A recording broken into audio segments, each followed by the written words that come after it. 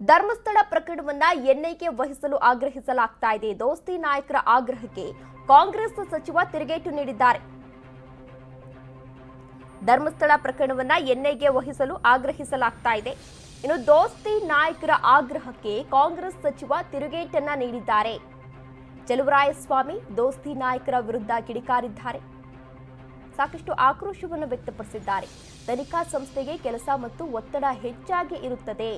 ಎಸ್ಐಟಿಗೆ ಇಂತಹ ನೂರಾರು ಕೇಸ್ಗಳು ಇರುತ್ತವೆ. ಒಂದೇ ಸಲ ಅವರನ್ನ ತನಿಖೆ ಮಾಡಿ ಅಂದ್ರೆ ಯಾವ ರೀತಿ ಮಾಡ್ತಾರೆ? ನಮ್ಮ ಅಧಿಕಾರಿಗಳು ಆಗಲ್ಲ ಎಂದಾಗ ಬೇರೆ ಸಂಸ್ಥೆಗೆ ನಾವು ವರ್ಗಾವಣೆಯನ್ನ ಮಾಡ್ತೀವಿ. ಈ ಪ್ರಕರಣದಲ್ಲಿ ಆ ತರಹದ ಪ್ರಮೇಯವೇನು ಬರದಿಲ್ಲ ಎಂದು ಚಲುವರಾಯಸ್ವಾಮಿ ಈ ವಿಚಾರಕ್ಕೆ ಸಂಬಂಧಪಟ್ಟಂತೆ ರಿಯಾಕ್ಟ್ ಅನ್ನ ಮಾಡಿದ್ದಾರೆ. ಈಗಾಗಲೇ ವಿಪಕ್ಷ ನಾಯಕರು ಅಂದ್ರೆ ಬಿಜೆಪಿ ಹಾಗೂ ಜೆಡಿಎಸ್ ನಾಯಕರು ಈ ಕೇಸನ್ನ ಎನ್ಐಎಗೆ ವಹಿಸಬೇಕು ಎಂದು ಸಾಕಷ್ಟು ಬಾರಿ ಒತ್ತಾಯವನ್ನ ಮಾಡಿದ್ರು. ಆ ವಿಚಾರಕ್ಕೆ ಸಂಬಂಧಪಟ್ಟಂತೆ ಚಲುವರಾಯಸ್ವಾಮಿ ರಿಯಾಕ್ಟ್ ಮಾಡಿದ್ದಾರೆ.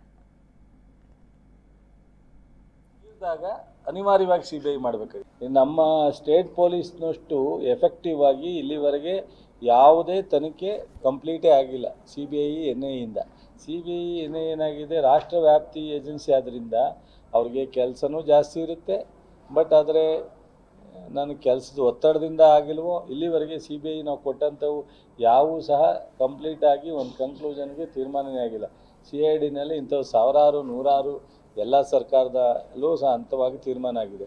ನಮ್ಮ ಅಧಿಕಾರಿಗಳು ಆಗಲಿಲ್ಲ, ಇದು ಅದನ್ನು ಮೀರಿದ್ದು ಅಂತ ಅಂದಾಗ ನಾವು ಆಟೋಮೆಟಿಕ್ಕಾಗಿ ಎನ್ಐಗೂ CBIಗೂ ಕೊಡಬೇಕಾಗತ್ತೆ. ಜೊತೆಗೆ ಕೋರ್ಟು ಸಹ ಸುಮ್ಮನೆ ಇರಲ್ಲ. ಸೊ ರಾಜ್ಯ ವ್ಯಾಪ್ತಿ ಮೀರಿದಾಗ ಅನಿವಾರ್ಯವಾಗಿ ಸಿಬಿಐ ಮಾಡಬೇಕಾಗುತ್ತೆ. ಇದು ಆ ಥರದ್ದೇನು ಪ್ರಮೇಯ ಬರಲ್ಲ.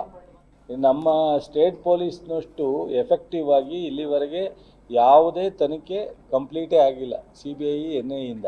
ಸಿಬಿಐ